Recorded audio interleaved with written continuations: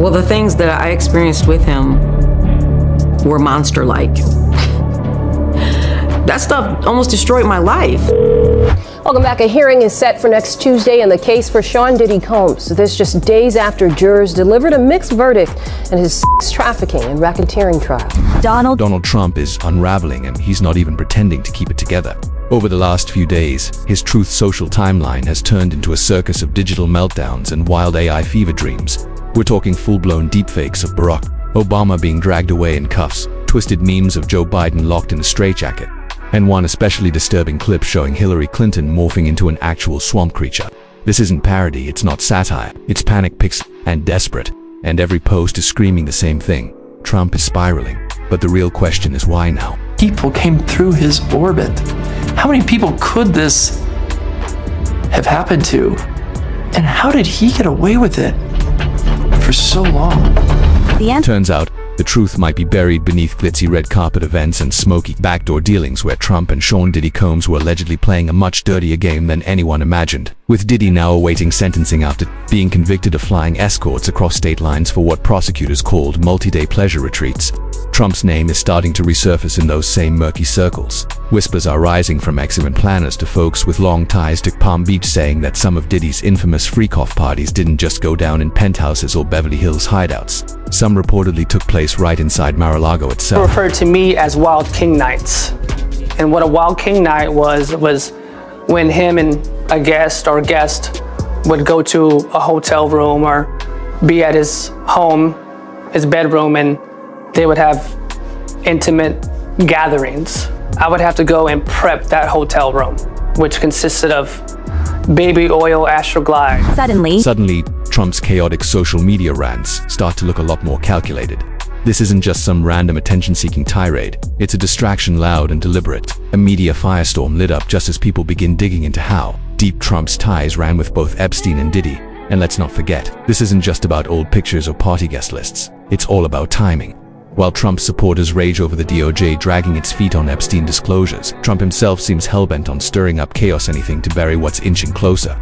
He's even threatening legal action against the Wall Street Journal over a crude sketch allegedly sent to Epstein, fighting over cartoons while the real fire spreads. Insiders including ex-security personnel and logistics staff from Trump properties are now hinting that Mar-a-Lago may have doubled as a private base for Diddy's most controversial escapades. Allegedly, Trump and Diddy had an understanding privacy and protection in return for donations, good PR, and as one insider put it, a seat at the dark table. This wasn't just friendship. It was a deal where silence was the currency. Really, I'm in this moment right now. This is crazy. Sorry. People don't really know how much what it does to you when something that you love is taken from you and thrown away like it don't even matter, and then they move on with their lives and you're stuck. You're stuck. During those years, you're still stuck 21 years later. And now that silence is cracking wide open. The sudden firing of prosecutor Moran Kami, who led investigations into both Diddy and Epstein, wasn't just suspicious. It was explosive. Kami didn't hold back. She called it what it was, a blatant power grab, her own words. Fear is the tool of a tyrant. Removed without warning, she made it clear that justice was being bent for the elite. The timing of her dismissal right as Epstein's files were expected to drop reeks of cover-up, not coincidence.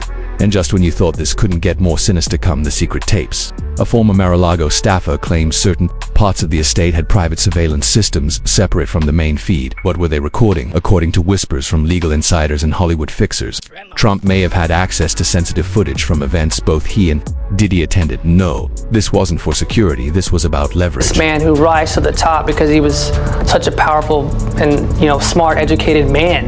I had no idea that he had this other side to him. And when I started to get exposed to his lifestyle, I started to really realize, like, this guy has an addiction. It's not just, once every few weeks, it's every day, every hour.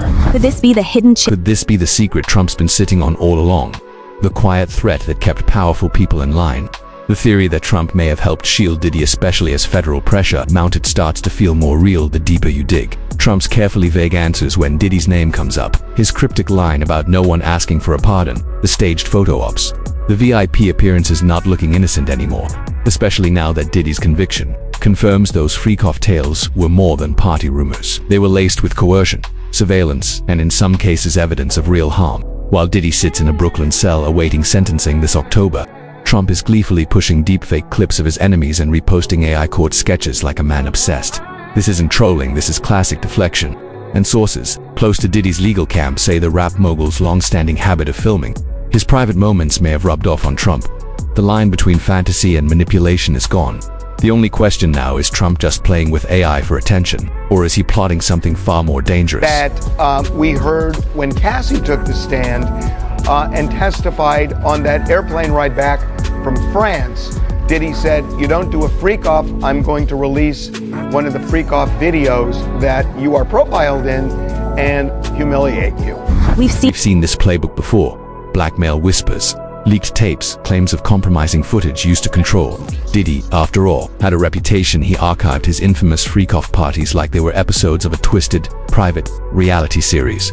If Trump was paying attention all those years, is it possible he's now running that same blueprint only with a 2025 twist of deepfakes and AI trickery? One ex-campaign advisor, speaking anonymously, claimed Trump's inner circle recently began dabbling in generative AI, not just for viral memes or slick promo material, but for something darker. Strategic risk manipulation, in other words, using fake but believable media to intimidate, smear, or shut down potential threats.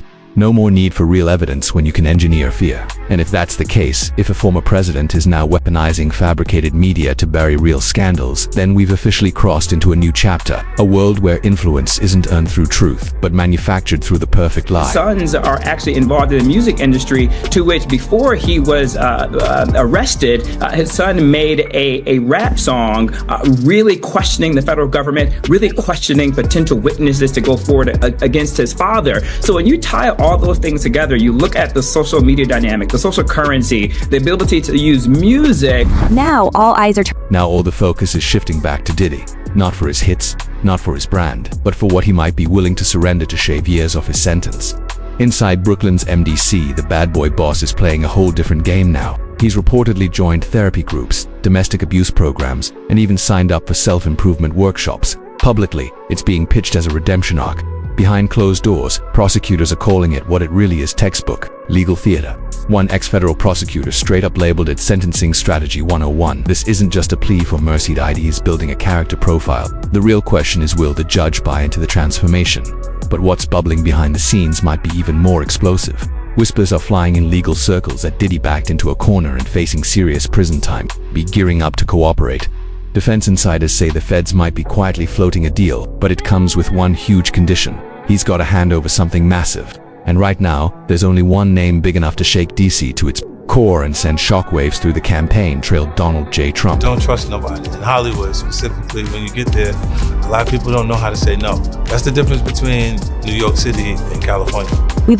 You see, in Hollywood, especially at the highest levels, don't trust nobody isn't just a saying, it's survival. And the deeper you go, the harder it gets to say no. We're already seeing cracks form. Diddy's legal mess stretches way beyond a single trial, with over 60 lawsuits on the table and more insiders reportedly lining up to testify in both civil and criminal proceedings. The pressure is mounting, and if Diddy starts spilling especially about what really went down at Mar-a-Lago or during those notorious freak-off weekends, this could turn historic.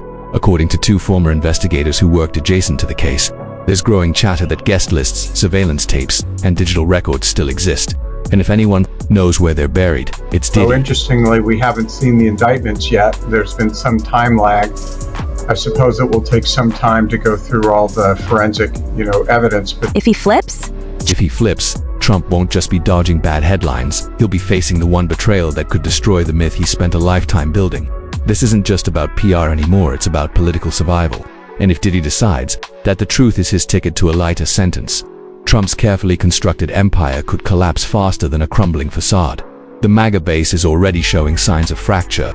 Forums once flooded with Trump worship are now filled with unease. Supporters are sharing old photos Trump and Diddy side by side at fundraisers, courtside games, even arm in arm at black tie galas. What once looked like harmless celebrity hobnobbing now reads like a breadcrumb trail. One viral post asked, straight up, how deep was Trump in with the Frickoff crew? Another warned, if he knew and stayed silent, he's the swamp. And then came the Epstein letdown. MAGA diehards had long demanded Trump blow the lid off the case. Promises were made, grand jury drops were teased. But when the long-awaited files surfaced as little more than rehashed press clippings, the backlash was instant. It got worse with the sudden ousting of Maureen Commodota, of James Comey and lead prosecutor in the Diddy Epstein cluster. Firing wasn't just suspicious, it looked surgical. It fed the growing belief that this wasn't random politics, it was strategic cleanup. Even Elon Musk couldn't help but stir the pot, posting and quickly deleting Trump is in the Epstein files. That's why they're sealed. It was raw, it was ruthless, and it hit a nerve since then. Total silence from Trump's side. No denial, no press rebuttal. Just more bizarre AI videos and vague threats toward the media. Meanwhile, whispers grow louder that somewhere deep within the Justice Department are sealed indictments. Sealed evidence, and they're just waiting for the right key to blow it wide open. Are you surprised by the evidence that's already coming out in the criminal trial? No, I'm not surprised. I experienced some of those things. Witnessed violence. Some insiders now believe Diddy might already be laying the groundwork to do exactly that. One entertainment attorney familiar with the lawsuit surrounding him claims Diddy's legal team recently inquired about protective immunity, the kind typically offered to key witnesses in top-tier federal investigations. And let's be real, they don't ask those kinds of questions unless something's on the table. That lawyer told us, that's not gossip, that's standard operating procedure. So where does that leave Trump? Caught between a crumbling friendship and a base that's starting to lose faith. The man who once thrived off rebellion and outsider energy is now tangled in the same elite web he once vowed to destroy. The same guy who promised to drain the swamp now looks neat in it side by side with a convicted mogul whose court history reads like a dystopian screenplay. Violent, horrible. A promiscuous swinger who lied to and cheated on multiple partners. Incredibly, that's how Sean Diddy Combs' own lawyers described the billionaire music mogul, currently facing serious trafficking charges in a New York court. And we haven't even gotten into what's reportedly locked away in Diddy's private archives. The footage, the images, the whispers about illegal substances, choreographed parties, and powerful people allegedly placed in compromising positions. If even a sliver of those rumors proves real, Trump's meme blitz won't be enough to cover the damage. No AI cartoon can erase a subpoena. No deepfake can delete a digital footprint. Beneath the noise and drama, what's becoming undeniable is the mental toll this is taking on both men. Trump, once the master of chaos, now looks more shaken by the weak. His posts don't just feel edgy anymore. They're erratic, nervous, buzzing with the paranoia of someone who knows the clock is ticking. Sources close to the campaign say he's been growing increasingly hostile, snapping at staff, and obsessed with optics 24/7's that old bulletproof confidence. It's been replaced with a sharper, more desperate edgerman boxed in by shadows of his own making, clinging to a version of himself the world no longer buys. It was like, wow, for Diddy? What? You know, that was a person that I looked up to, was a mogul. So, and I listened to all the artists that he made superstars.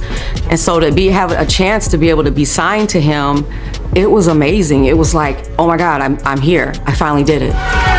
Diddy, meanwhile, is wading through a much colder kind of unraveling. Meanwhile, Diddy is sinking into a much colder unraveling. The bold claims of innocence, the flashy flexes on social, all gone.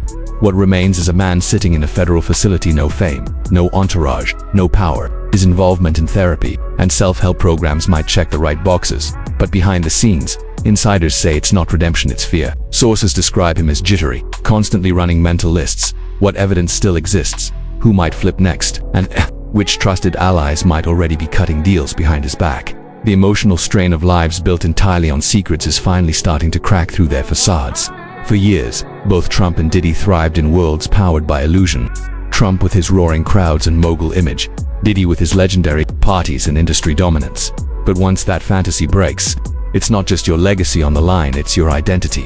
Trump built his persona on power and invincibility.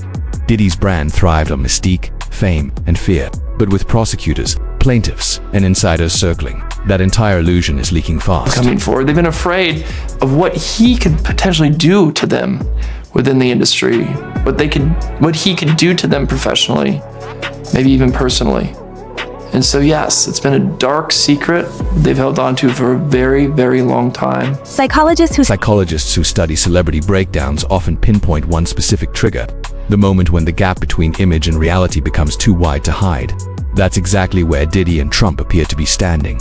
Two giants who built empires, on controlling the narrative, now watching the truth unravel it all. The mental gymnastics required to maintain the lies, suppress the proof, and silence the threats. It doesn't just wear you down physically, it shatters the psyche. Every headline, every leak, every lawsuit adds another crack in the armor. What we're witnessing isn't just the legal fall of two icons, it's the emotional implosion of two legacies.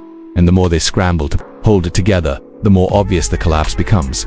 With the pressure closing in, fear might become their most dangerous motivator, because when powerful men panic not just in court, but deep in their cord, they don't slip away quietly. They claw, they drag, they implode. And the closer we get to the truth, the more likely it is that one of them finally snaps. He testified, excuse me, that she was Diddy's ex-assistant. She said he raped her, sexually assaulted her in various ways multiple times. He exacted unbelievable violence against her, threatened her, at one point allegedly threatened to take her phone and use anything on the phone against her. So here's the real. But here's the real bombshell. What if Diddy flips and it works? What if, in order to save himself, he throws Trump under the bus? What happens to the MAGA machine then? What if Trump stops being the outsider under attack and instead, who becomes the insider who enabled everything he claimed to fight? We're watching a scandal swell that could eclipse Watergate in pure chaos. If even half the rumors are true, if Diddy holds the receipts and the nerve to talk, this could be the total unraveling of a political persona built on rebellion and denial. Could this be the twist that finally shatters the Trump legend? Will the final blow come not from a rival, but from a former friend with nothing left to lose? Drop your thoughts in the comments. If Diddy talks, does Trump walk, or are they both going down together? Until next time, stay curious, stay skeptical, and whatever you do, don't look away when the powerful start to bleed.